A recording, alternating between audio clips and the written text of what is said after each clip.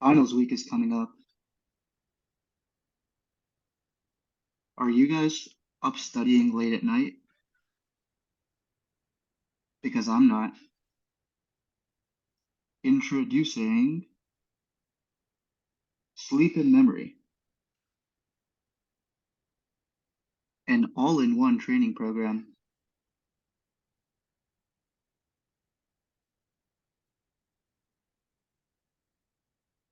Here's a test of your guys' memory. Please try to memorize these words and see how many you can get.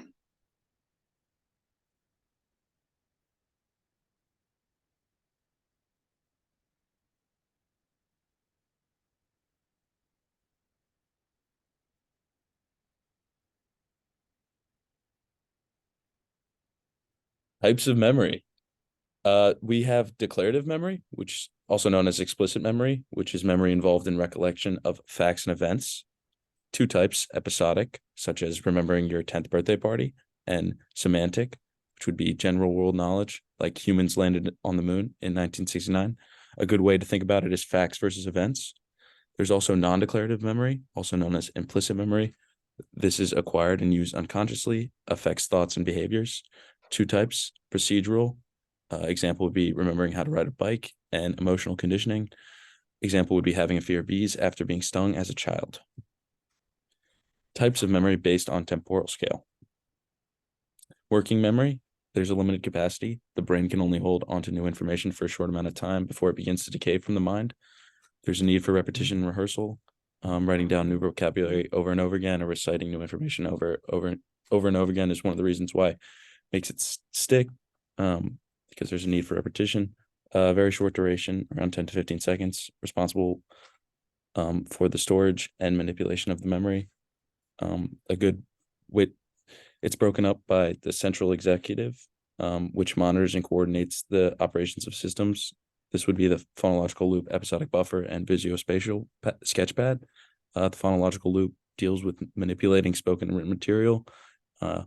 Episodic buffer is like a backup store responsible for communicating with long-term memory and parts of working memory. And the visuospatial sketchpad, also known as the inner ear, is responsible for spatial and visual information. Short-term memory, also temporary. Much like working memory, information found in the short-term memory will not last long. Vulnerable to disruption because it's not consolidated to the long-term memory. Time will decay the information. Typically, facts and events stored in short-term memory. Subset are converted to long-term memories, involved strictly with the storage of information, not manipulation, unlike working memory. Long-term memory, called months or years later, can hold an unlimited amount of information for an indefinite period of time.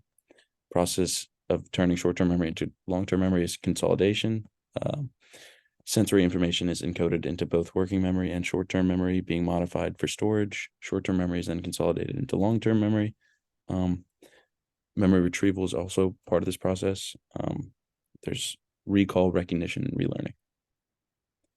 And here's a diagram of encoding or consolidation. Commercial break. Memento is a movie slash short story directed by Christopher Nolan. The plot of the movie is it's a 2000 American neo-noir mystery psychological thriller film written and directed by Christopher Nolan, based on the short story Memento Mori by his brother Jonathan Nolan, which was later published in 2001. Starring Guy Pearce, Carrie Ann Moss, and Joe Pantoliano, the film follows Leonard Shelby Pierce, a man who suffers from anterograde amnesia, resulting in short-term memory loss and the inability to form new memories, who uses an elaborate system of photographs, handwritten notes, and tattoos in an attempt to uncover the perpetrator who caused him to sustain the condition. Suffers from a rare, untreatable form of memory loss, cannot remember what happened 15 minutes ago, where he's going, or why. Where have we seen a similar case before? Clive Waring. Background. Clive Waring, born 11th of May 1938, is a British former musicologist, conductor, tenor, and keyboardist who developed chronic anterograde and retrograde amnesia in 1985. Since then, he has lacked the ability to form new memories and cannot recall aspects of his memories, frequently believing that he has only recently awoken from a comatose state.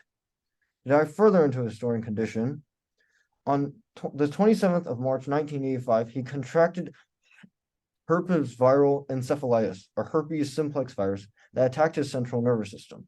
He's unable to store new memories. He is also unable to associate memories effectively or control his emotions, exhibiting unstable moods and has total amnesia. Because of the damage to the hippocampus, an area required to transfer memories from short-term to long-term memory, he is completely unable to form lasting new memories.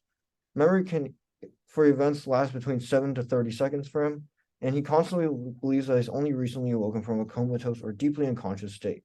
If he is engaged in conversation, he is able to provide answers to questions, but he cannot stay in the flow of conversation for longer than a few sentences, and is angered if he is asked about his current situation.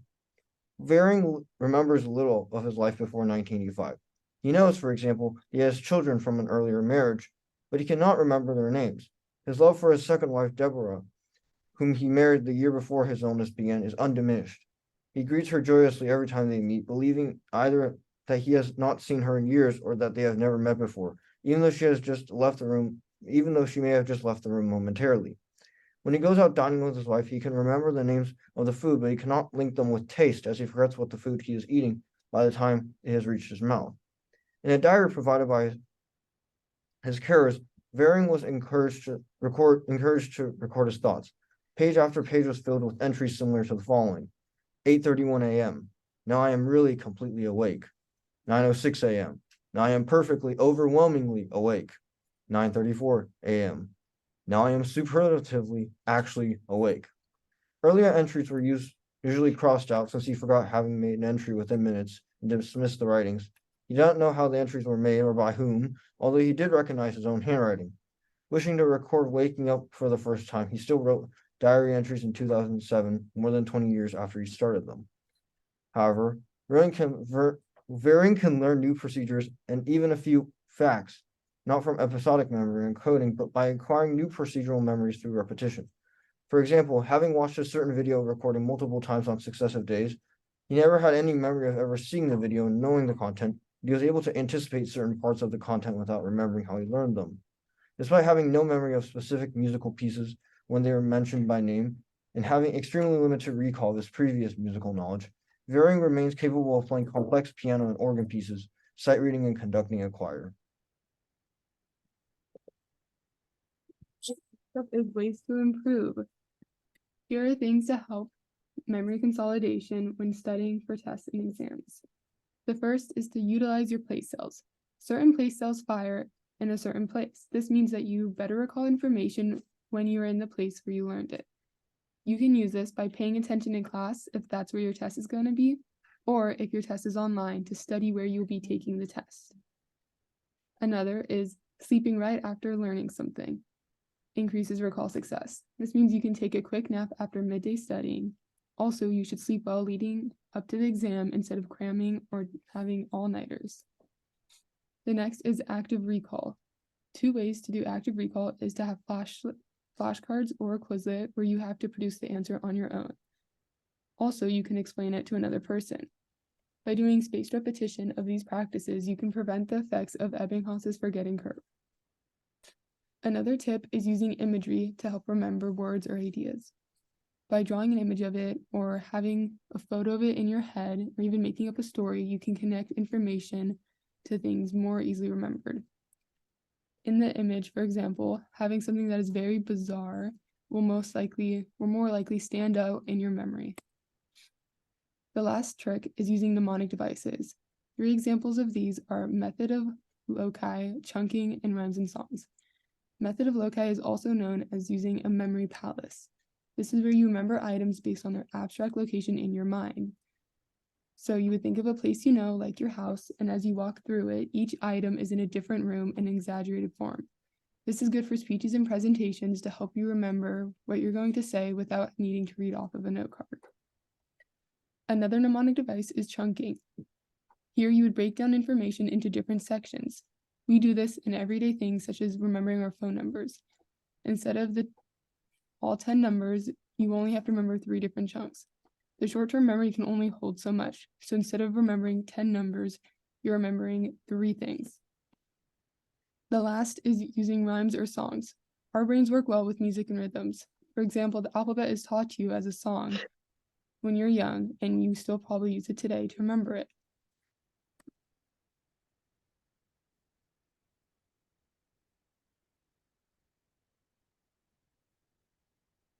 Let's try that quiz again. Remember these words? Did they sink in? I hope so. How many did you get? Hopefully this strategy for it.